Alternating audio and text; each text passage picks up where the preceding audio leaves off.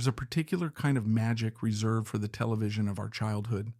It's a gentle, reassuring world where every problem is solved in under 30 minutes, and the family on screen feels like an extension of our own. In the early 1970s, one of the brightest sparks in that cozy electronic universe was a boy named Trent Lehman.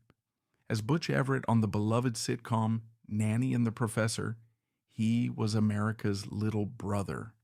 Mischievous, relatable, and utterly charming, he was the kid next door, beamed into millions of living rooms every single week.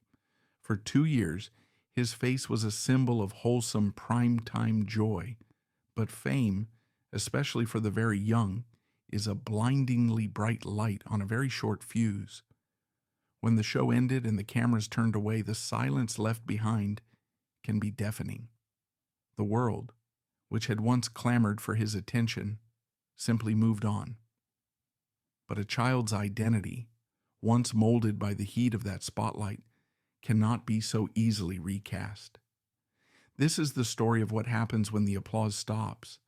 It's the story of the real boy behind the freckled smile, a boy who gave a nation a childhood to remember, only to find himself forgotten when he tried to navigate his own. It's the haunting, cautionary tale of Trent Lehman, and a tragic final act that played out in the shadows, far from the warm glow of the television screen. Trenton Lawson Lehman was born on February 23, 1961, in Los Angeles, California, a city synonymous with the entertainment industry. Growing up in the heart of Hollywood's bustling environment, Trent was immersed in a world where film, television, and celebrity culture were part of everyday life. As the child of parents connected to the industry, his early years were shaped by an atmosphere of creativity and opportunity, setting the stage for his entry into acting at an extraordinarily young age. From the moment he could walk and talk, Trent was surrounded by the sights and sounds of studios, auditions, and the constant hum of show business. Trent's acting career began when he was barely old enough to read, a time when most children are focused on playground games and early schooling. As a child actor in the competitive Los Angeles entertainment scene, he started with the small, often uncredited roles typical for aspiring performers. In 1966, at just 5 years old, he landed a minor part in an episode of the popular Western series The Big Valley, a show that captured the rugged spirit of the American frontier. Around the same time, he began appearing in commercials, leveraging his natural charm to promote products on television. Casting directors were drawn to his distinctive look, expressive eyes that conveyed emotion effortlessly, a photogenic spray of freckles across his face, and an unforced, authentic screen presence that made him stand out, even in fleeting roles. In 1970, at the age of 9, Trent's career reached a significant milestone when he was cast in the television series Nanny and the Professor. This role marked his transition from minor parts to a prominent recurring character, thrusting him into the spotlight as a working professional with responsibilities far beyond those of a typical child. The show, a light-hearted family comedy, provided Trent with a platform to showcase his talent to a national audience. Playing a key role alongside seasoned actors, he quickly adapted to the demands of a regular television series, cementing his status as a promising young performer in Hollywood. This opportunity was a defining moment, elevating his career and exposing him to the complexities of life as a child actor. The life of a child actor like Trent was a strange paradox, blending incredible privilege with intense demands. On one hand, being part of a television show offered excitement and opportunities most children could only dream of, working with talented professionals, appearing on screen, and gaining recognition in an industry that captivated millions. On the other hand, it was a high-pressure job that required maturity and discipline far beyond his years.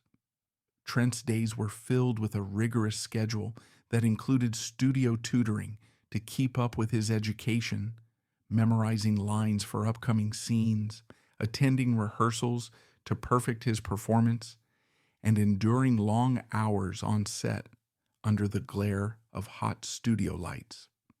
While his peers spent their days playing kickball during school recess or enjoying carefree afternoons, Trent was focused on hitting his marks, delivering lines with precision, and meeting the expectations of directors and producers. This demanding routine shaped his childhood, balancing the glamour of Hollywood with the realities of a professional workload. During the run of Nanny and the Professor, the show became the epicenter of Trenton Lawson Lehman's life. At just 9 years old, Trent, who played the character Butch Everett, found himself enveloped in the world of television production. The set was more than a workplace. It was a vibrant, supportive environment that shaped his daily existence. The cast became a surrogate family, filling the emotional and social space of his childhood. Juliet Mills, who portrayed the warm and maternal Nanny, provided a nurturing presence, while Richard Long, playing the gentle father figure, offered a steady, calming influence. His on-screen siblings, David Doremus and a young Kim Richards, formed a tight-knit bond with Trent, creating a sense of camaraderie that mirrored a real family. By all accounts, the set was a joyful place filled with laughter and mutual respect. Years later, in interviews, cast members would recall Trent as a sweet, energetic, and remarkably professional child, whose enthusiasm and dedication shone through despite his young age. For Trent, this was a dreamlike existence, living a life that countless children envied, surrounded by the glamour and excitement of Hollywood. For 54 episodes, Trent Lehman embodied Butch Everett, a character who captured the hearts of viewers with his playful antics and endearing charm. As Butch, Trent was at the center of the show's light-hearted adventures, whether discovering a hidden tribe in the backyard, accidentally launching a weather balloon, or navigating the whimsical challenges that defined the series' family-friendly tone. His expressive eyes and freckled face made him instantly recognizable, and his natural screen presence brought authenticity to every scene. Audiences adored him, and he became a beloved figure in households across America.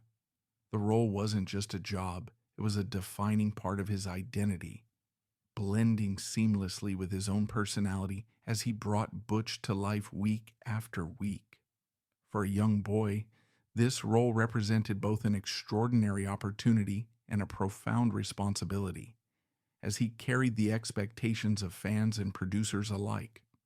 Despite its loyal fan base and warm reception, Nanny and the Professor faced fierce competition in the television landscape.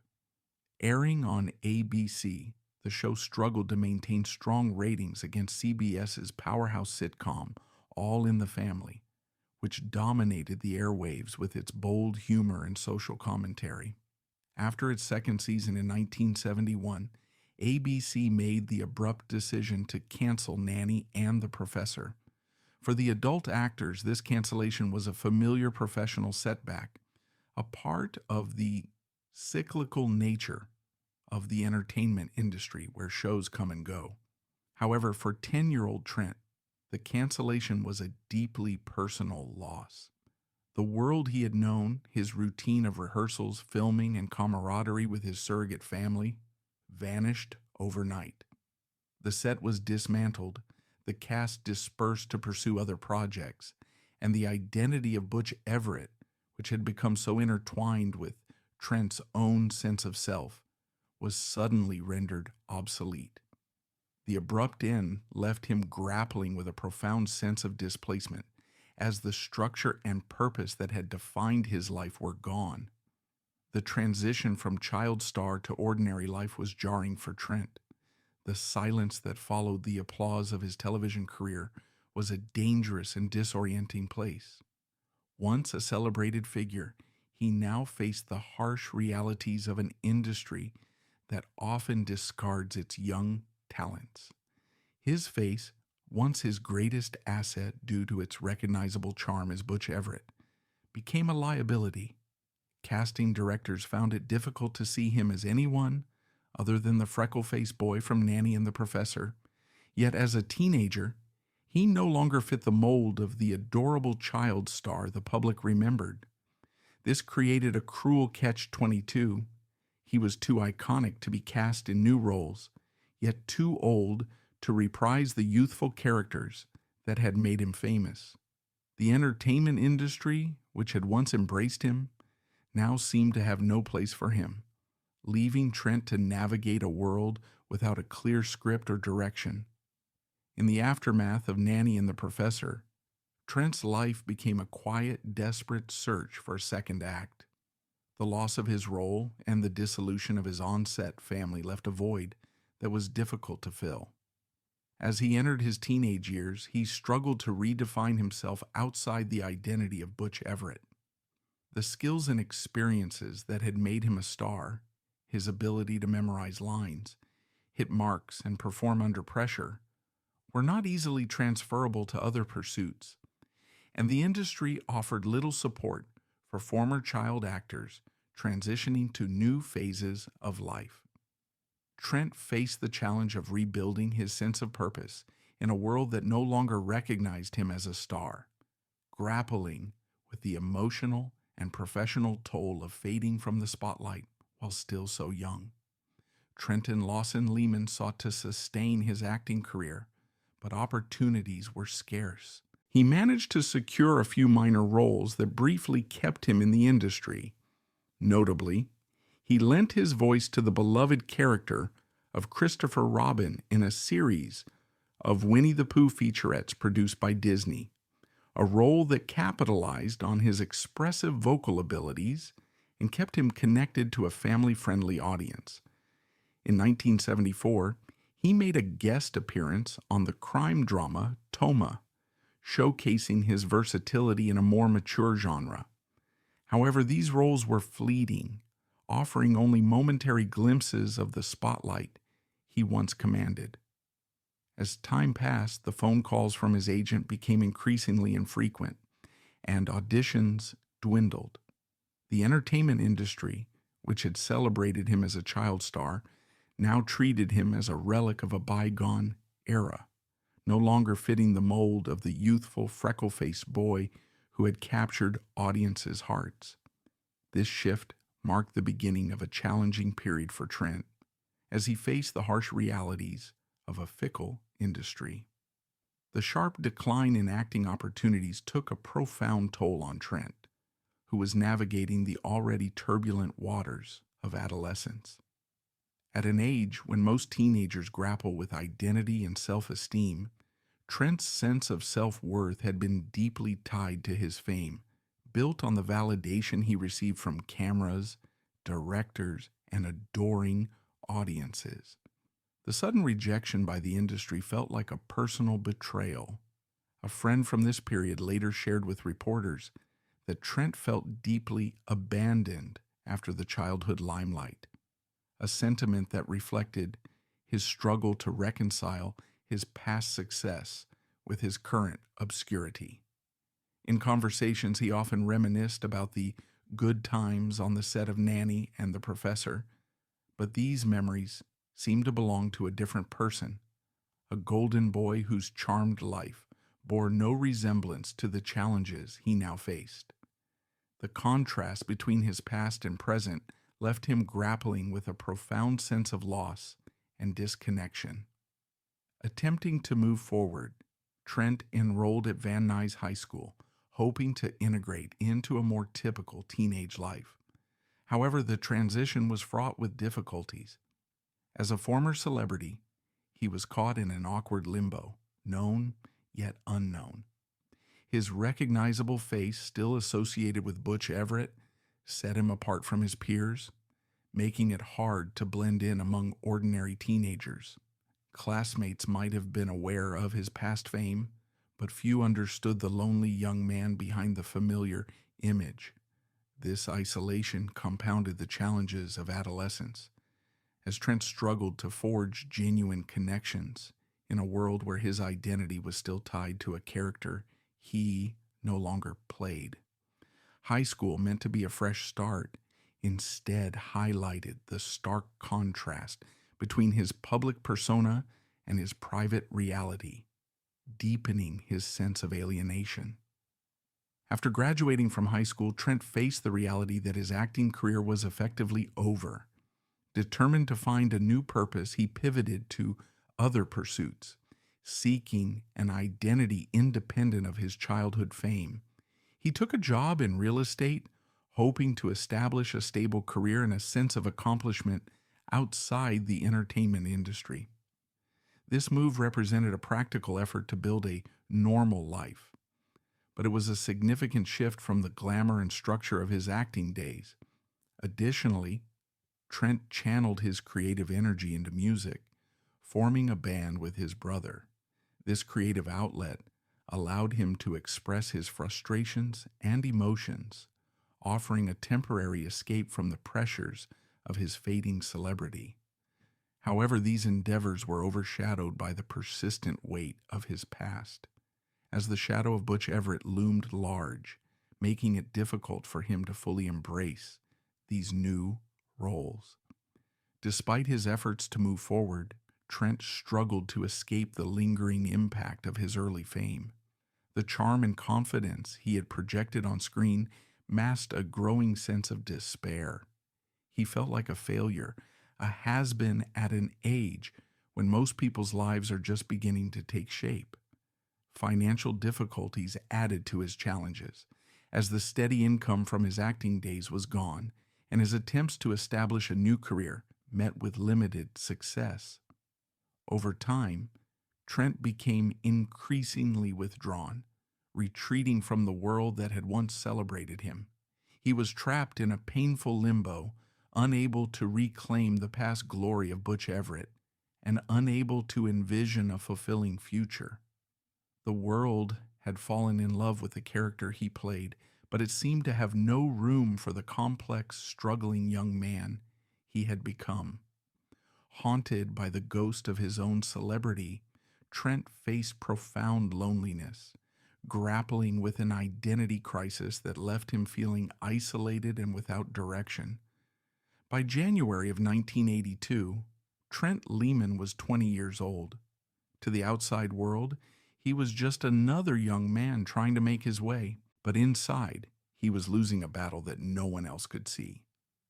On the evening of Monday, January 18th, he left his home. He didn't say where he was going.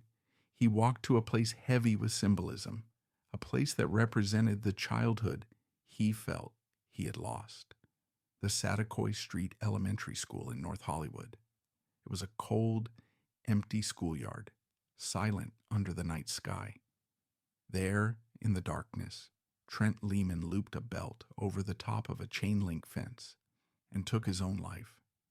His body was discovered the next morning by a school custodian. He left no suicide note, no grand explanation for his final desperate act. All that was found were a few scattered personal jottings, the private thoughts of a tormented mind.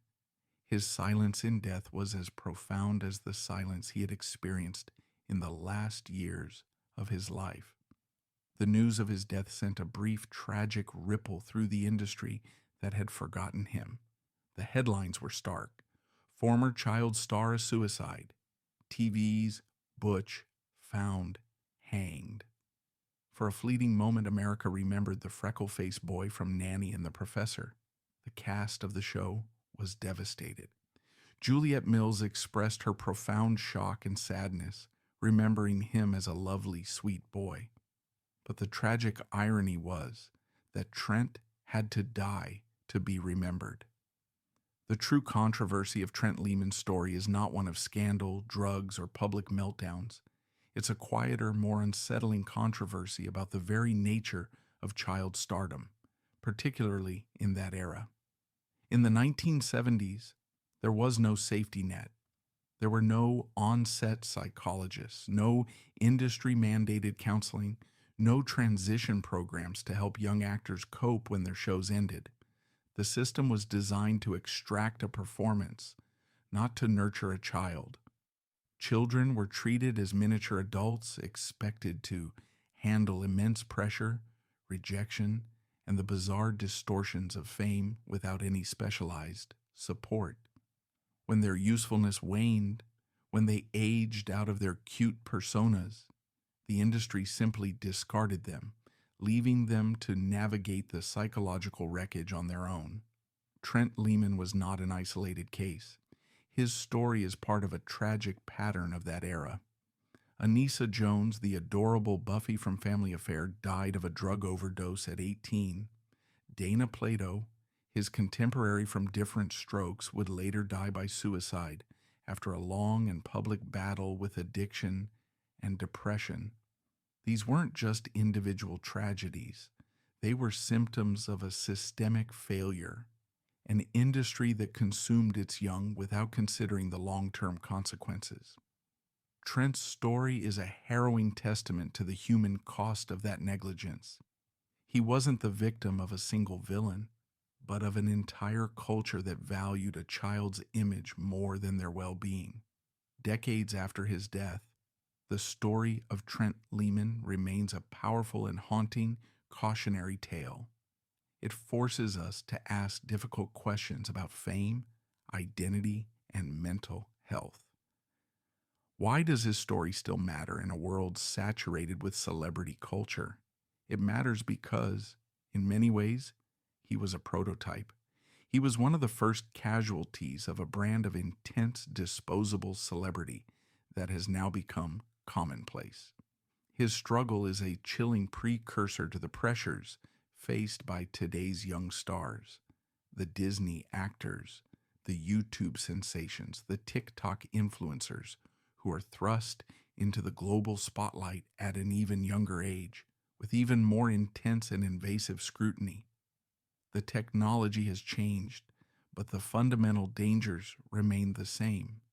Young people are still having their identities shaped by public approval, their self-worth measured in likes and shares, and they are still being left to cope with the psychological fallout when the trend inevitably moves on.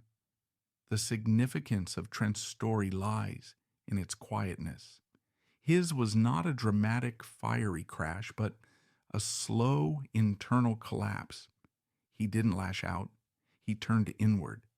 This makes his tragedy all the more poignant and perhaps more universal. It speaks to the private pain of anyone who has ever felt their best days are behind them, who has felt defined by a past success they can no longer live up to. It is the story of feeling invisible in plain sight. His death served as a quiet wake-up call, part of a growing awareness that led to better, though still imperfect, protections for child actors. Organizations like A Minor Consideration were founded by former child stars themselves to provide a support network and advocate for legal and psychological safeguards. The industry began to slowly acknowledge its responsibility. The tragic legacy of Trent Lehman and others like him is written into the very fabric of those reforms. He mattered because his story helped expose a dark underbelly of the dream factory, forcing a conversation that was long overdue. The ultimate tragedy of Trent Lehman is not that he died, but that he died believing he was forgotten. The world had fallen in love with Butch Everett, a character created in a writer's room. But in the end, it was Trenton Lehman, the real boy who brought him to life, who needed a helping hand. He spent his childhood making a nation smile, a boy frozen in time on our television screens, forever happy, forever loved. The real person, however, was left to walk a lonely path and ultimately died because he had forgotten how to smile. His story is a quiet plea, echoing through the decades, to look past the performance and always remember the person behind the part. And that's all for today's video. If you like this video, hit that thumbs up. Let us know your thoughts in the comments section and subscribe so you won't miss out on future uploads. See you next time.